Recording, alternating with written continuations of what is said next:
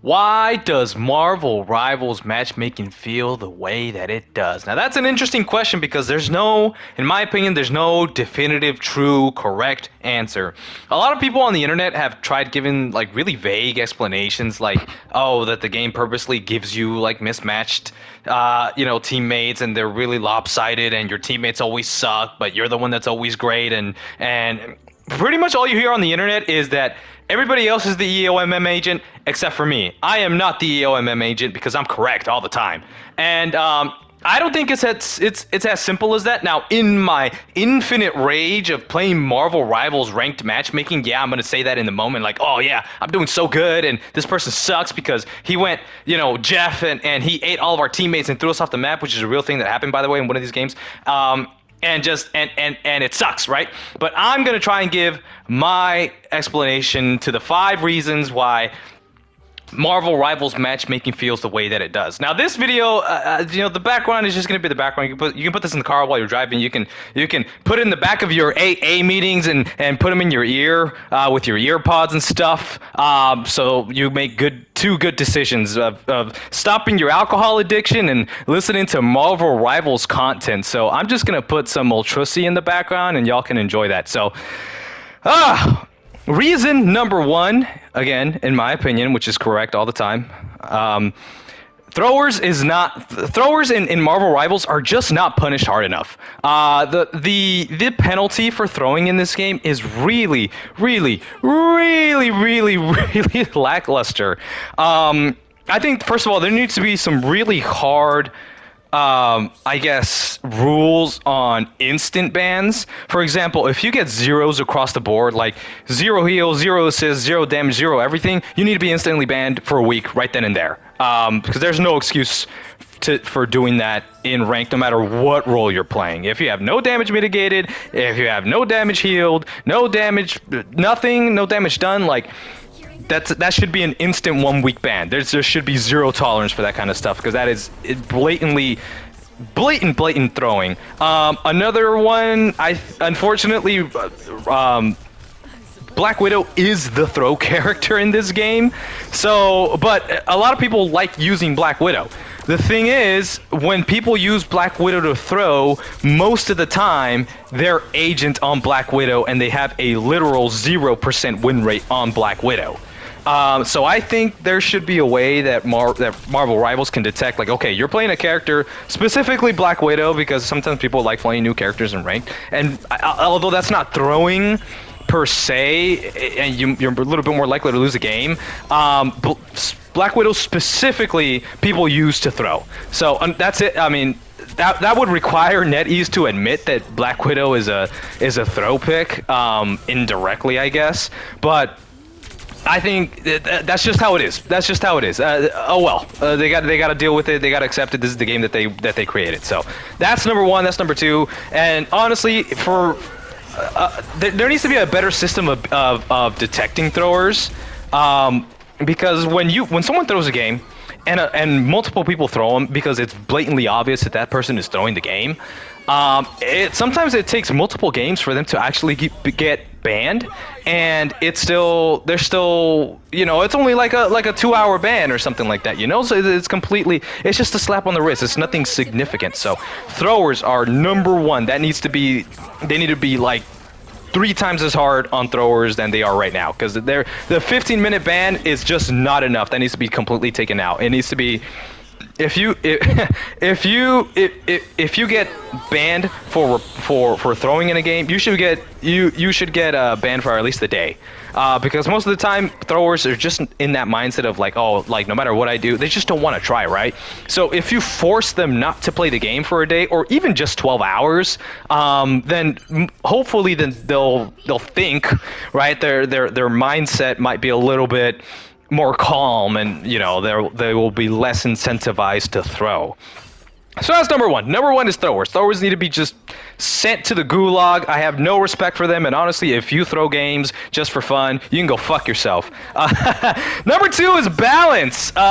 So balance in this game is kind of silly. Now, I understand that most games... Okay, so I've been playing Overwatch since 2023, right? So, 2022, I think, even. It's been probably 3 or 4 years now. And I understand the cycle of...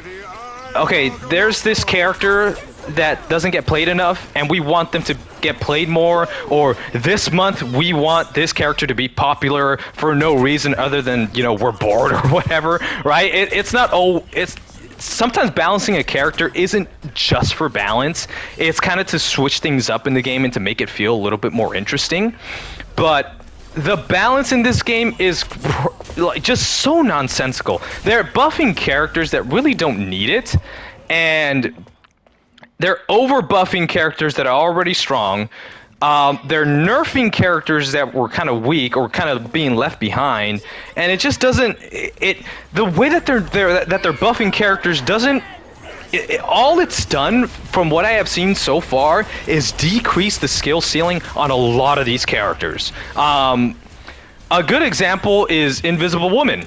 Like, why do you need a self shield? Why does your self shield need to slow? Why do you need to be able to push people 40 meters in the back line where there is literally zero risk to the invis and all reward?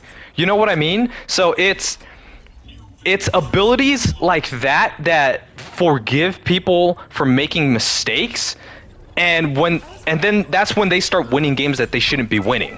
I'm a Magneto main, and it's very frustrating when Invis goes into a role. She uses all of her cooldown. She jumps. She uses her push. She uses her little orb or whatever, and all she does is stand completely fucking still and puts a shield in front of her fucking face. And because she's standing in her ult, she doesn't need to put the shield up until the last minute. And it's like, really? We baited out all of these cooldowns, and this person still gets rewarded for their bad positioning and mistakes, right? A Cloak and Dagger can't do that. You know, for the Cloak, if you're not already in Cloak form and you're not planning where you're gonna ult, there's a good chance that you'll die. You're not CC immune. You can't self-shield. It's not always easy to get out of those situations. So specifically Invis, I feel like, is probably one of the most boosted characters, but there's other characters as well in this game. Like, other little things like, okay, Mag self-bubble, alright? Again, I'm a Magneto main, 170 hours of Magneto. I actually feel like I got worse at the game because they gave me a self-bubble, because it gave me the opportunity to make more mistakes. So I can just bubble somebody willy-nilly, and then as soon as I get pushed on, oh, well, it doesn't really matter that I gave this person my bubble. I don't even have to think about it. I can just self-bubble whenever I'm getting pushed, and I can just never die, right? So these buffs that they're giving to these characters, again, they're just making it so that you're winning games that you shouldn't be winning. They're not incentivizing skill, they're lowering the skill ceiling, and so therefore people are ranking up without actually learning the fundamentals of a hero shooter, right? Like position. You know how frustrating it is when a support player like stays AFK on the cart in domination, right? In the domination mode, and when you try to push up as a tank and they're just back there on the point just waiting to die. You know, like, this doesn't happen in Overwatch. This doesn't happen in Diamond in Overwatch. It might happen a little bit in Plat, but like, people in that game have a lot more game sense because you have to in order to rank up. Your mistakes, there are actually consequences for your mistakes, and that's why there's so many people, again, in this rank that are ranking up, because the skill ceiling comes down and people get worse at playing the game. And they just don't learn how to play the game properly. So that's why sometimes when you're playing and you feel like, oh man, my teammates are bad, honestly, they might actually just be bad. Maybe they just don't know what they're doing, right? They just never played the game correctly, and that could very much be a real possibility. Now, I don't want that to be an excuse for every single game, right? But like, if you see a Thing player playing tank into Squirrel Girl, Hawkeye, and Hela, like, I mean, enough said, right? You know what I'm saying? Come on now. Anyways, that's balance. Thing number 3 is performance-based SR. Now, I think it's pretty well accepted at this point that Marvel Rivals isn't that competitive of a game. I mean, I know that they're they kind of market themselves as being competitive, but as long as the performance-based SR is the way that it is, people are going to get boosted to ranks that they shouldn't be in. I think that if Marvel Rivals really wanted to make their game competitive, first of all, throwers and balance, that's number one. That's first and foremost. Nothing happens without those two being resolved. But the next part would have to be the competitive system, because it needs to be a little bit more based off of your win rate and not based off of your performance. Now, Marvel Rivals tries to make their players feel good, which is why they do this performance-based stuff. But honestly, if you're losing as a team, that, you know, you're losing.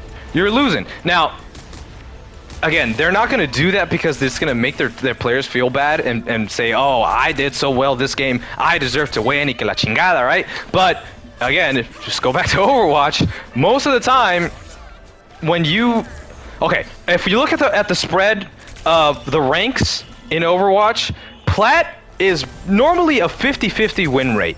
Bronze is probably a 40% win rate. GM and above is most of the time like a 60% win rate. And that's because of the rank system that they have implemented. Sure, there are performance-based gains here and there, but it's not as drastic as it is here. In Rivals, you can lose as little as 15 points or as much as 27 to 30 points in the higher ranks. This happens still in GM and sometimes in Celestial. So if Rivals really wants to put their player base in the ranks that they truly belong, and they don't care about how their player base feels, I guess, about not hurting their feelings, they're gonna have to go to a straight just win rate rank system, and it needs to be just either you gain 20 or you lose 20, and that's it. Doesn't matter if you perform well, doesn't matter if you perform bad.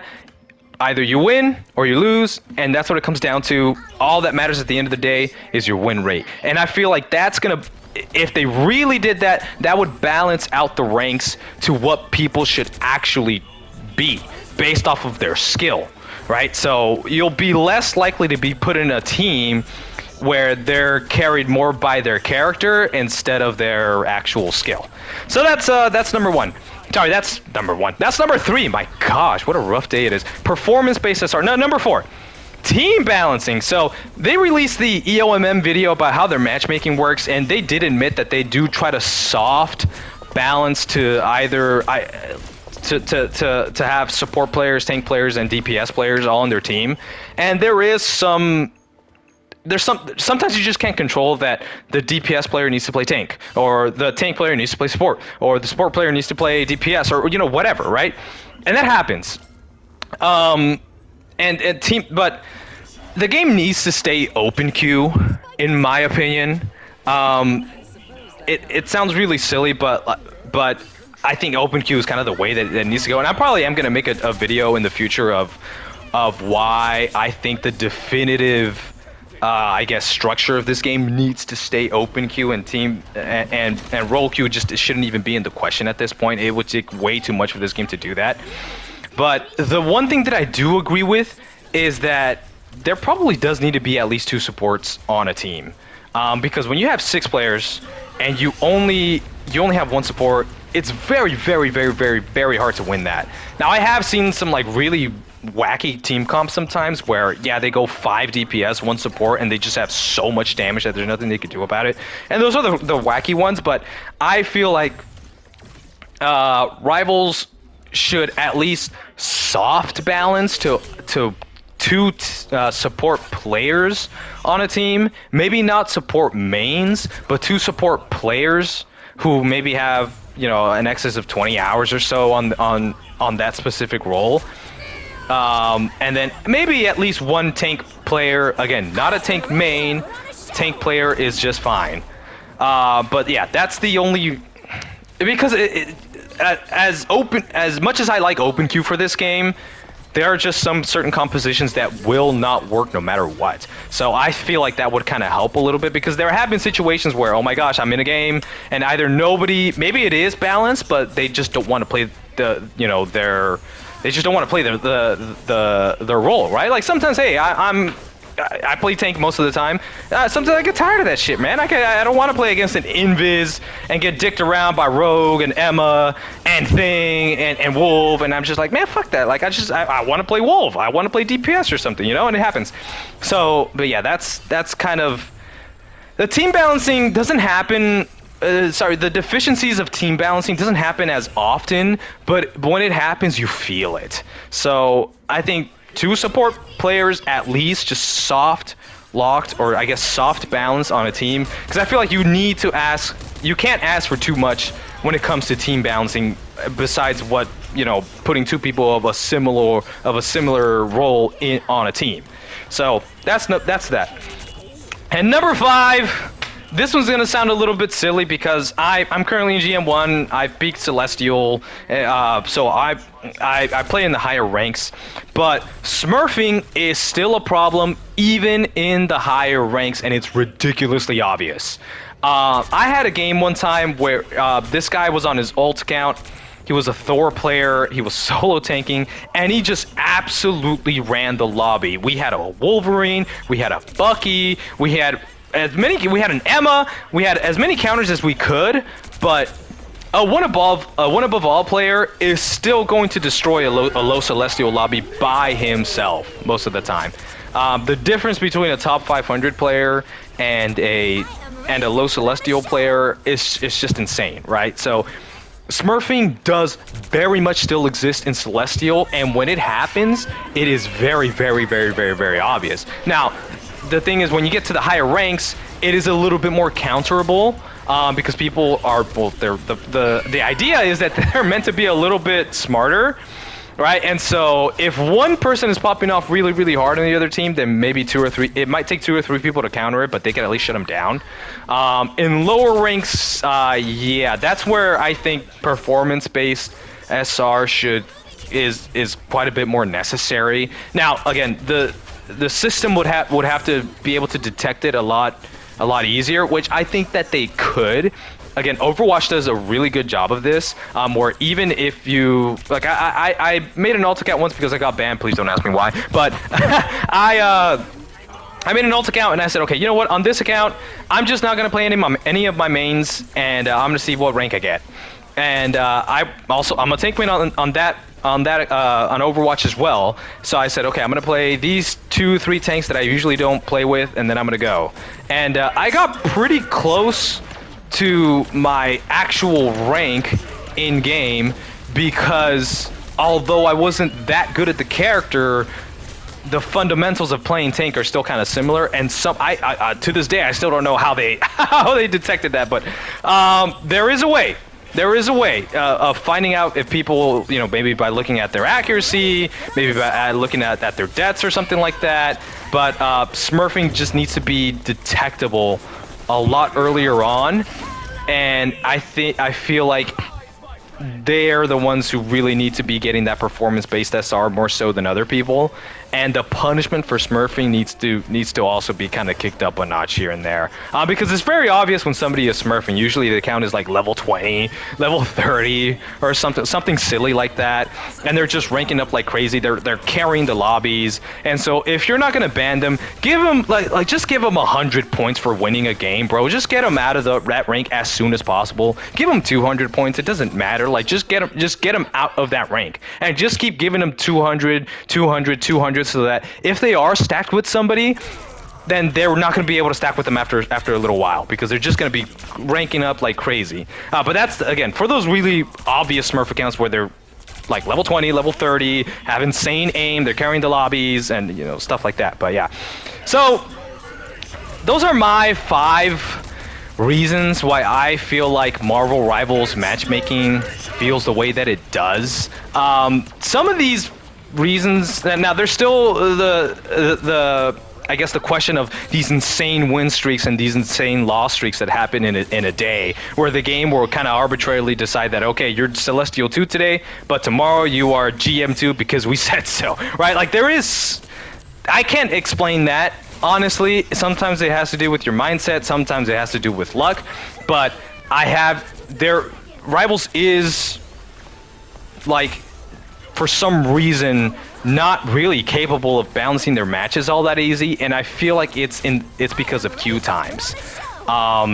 They in lieu of trying to balance the teams like correctly, I feel like sometimes they would rather just have the game a little bit more lopsided so that they could put you in a game a little bit faster. But that's my opinion. Again, sometimes these insane win streaks and loss streaks, they just happen. Sometimes it's you, sometimes it's not you, sometimes it's out of your power, sometimes there's nothing you can do. But it happens, it's there, and it happens more often in this game than it does in other games. So that is something that I personally can't explain. I don't have an answer to that, but your guess is as good as mine. But anyways, if you guys enjoyed my really sick commentary and my really sick, ultra sick gameplay in the background, like just put a little comment right there in the comment section of the YouTubes, and have a very good day. Muchos thank yous.